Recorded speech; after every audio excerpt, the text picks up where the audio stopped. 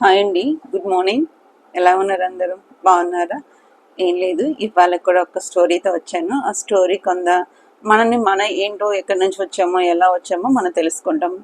అంటే ఒక ఆది మానవుడి కాలంలో ఒక రోజు బాగా విపరీతమైన వాన, అసలు మెరుపులు, కింద ఏమో మంటలు, ఘోర మిరుగాలు ఇవన్నీ ఉన్నప్పుడు మానవుడికి ఏం చేయాలో తెలియక అందులో ఉన్న చెట్ల దగ్గర పైకెక్కి కూర్చొని, కొమ్మల్లో కూర్చొని అసలు ఆ రోజంతా పొద్దున్న నుంచి రాత్రి వరకు కంటిన్యూస్గా జోరు వాన, ఇక ఎండ చూడలేము.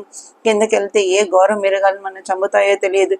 పైకి వెళ్ళిపోతే ఉరుములు మెరుపులు, ఎక్కడ కాలిపోతామేమో తెలియక పిక్కుమని ఒక భయంలో, విపరీతమైన భయంతో అసలు అట్లా ప్రాణాన్ని అరచేతిలో పెట్టుకుని ఎప్పుడు పొద్దుట సూర్యుడు వస్తాడు, సూర్యుడిని ఎప్పుడు చూడగలుగుతానో, మనకి ఏం తిండి దొరుకుతుందో, ఎక్కడి నుంచి మనం ఏం తిండి వెతుక్కోవచ్చో అని ఆకలితో అసలు చచ్చిపోయిన రోజుల్లో ఆ రోజు పొద్దుట ఉదయం నెమ్మదిగా సూర్యుడు తెల్లారేసి నెమ్మదిగా సూర్యుడు వచ్చేసరికి మానవుడికి కూడా ఏదో తెలియని ఒక బిలీఫ్, కాన్ఫిడెన్స్, నా కోసం ఎవడో ఒకడు వచ్చాడని చెప్పి సూర్యుడికి అప్పుడు దండం పెట్టి, అది సూర్యుడు వచ్చిన తర్వాత కింద దిగి కింద ఉన్న దాన్ని ఆకారాన్ని అలా రోజు సూర్యుడిని చూసి దండం పెట్టి, సూర్యుడి వల్లనే మనకి ఇదన్నీ ప్రొడక్షన్ కదా ఉంటుందని చెప్పి సూర్య భగవాన్ అయ్యాడు.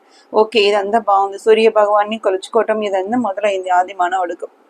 ఇదంతా అయిపోయి అడవిలు తగలిబడిపోతున్నప్పుడు అడవిల నుంచి ఉన్న అక్కిని చూసి భయపడేవాడు. అక్కిని చూసి ఏదో ఒకటి చేసుకోవాలని చెప్పి అక్కడి నుంచి అక్కి దగ్గర నుంచి ఈ కాలిపోయిన పిట్టలు, జంతువులు, అట్లా కొన్ని దుంపలు ఇదన్నీ తినేసి ఇది ఏదో బాగుంది కదా అనుకుని అగ్ని దేవుడు అయ్యాడు. ఇదంతా బాగుంది, ఇప్పుడు సూర్య భగవాన్ అగ్ని దేవుడు వచ్చాడు. నెక్స్ట్ ఏంటి అని చెప్పి ఎవాల్యుయేషన్ లో మనం వెళ్తా ఉంటే మానవుడికి ఏంటంటే అక్కడక్కడ కొద్ది వ్యవసాయం చేసుకోవటం జరుగుతుంది. కొంత స్థలాలు దొరికిన తర్వాత అక్కడ 2 మొక్కలు పండించేసి దాని నుంచి వచ్చిన తిండి ఇదన్నీ చేసుకున్నప్పుడు అక్కడ ఒక గ్రూప్ లాగా ఫామ్ అయ్యి, ఈ గ్రూప్ ఏంటంటే 6 నెలలకు ఒకసారి వ్యవసాయం ఇదన్నీ చేసుకుని మొదలు పెట్టే ప్రక్రియలో ఎదురుగుండా వచ్చిన జంతువుల దాడికి తట్టుకోలేక భయపడినప్పుడు వాడు ఆయుధాలు కనుగపెట్టాడు. సో ఇక్కడ ఆయుధాలని మళ్ళీ దేవుడిగా కొలవటం మొదలుపెట్టి ఈ గ్రూప్ వ్యవసాయం కదా చిన్న చిన్న కొమ్మలుగా ఉండి గ్రూప్ లో ఉన్నప్పుడు గ్రూప్ లో ఒక పంచభూతాలని కొలవటం కదా మొదలైంది. పంచభూతాలని కొలుచుకొని ఇదన్నీ బాగానే ఉన్నారు, వ్యవసాయం చేసుకుంటున్నారు. 6 నెలలకు ఒకసారి పంట వస్తుంది. పంట వచ్చిన తర్వాత ఆ పంటని తీసుకున్న ప్రాసెస్ లో ఒక రంగా సెలబ్రేషన్ కదా మొదలైంది. అదే మనం ఇప్పుడు పండగని అనుకుంటాం. పండగ కదా స్టార్ట్ అయింది. ఇదన్నీ అవుతుంది కదా. ఈ గ్రూప్ లో ఏంటంటే ఒక దాన్ని బిలీఫ్ గా నమ్ముకోవటం.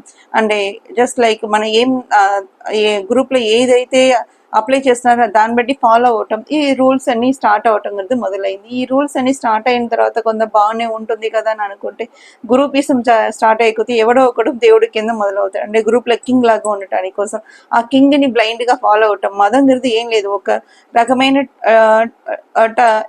టాపికల్ మైండ్ సెట్ ఉన్న వాళ్ళు ఫుడ్ ఇదన్నీ అలవాటు ఉన్నని ఫాలో అవటమే మదం. అలా మదం గరద స్టార్ట్ అయింది. మదం వర్గాలైంది, వర్గాలు కులాలై ఇవాళ కొట్టుకుంటున్నాం.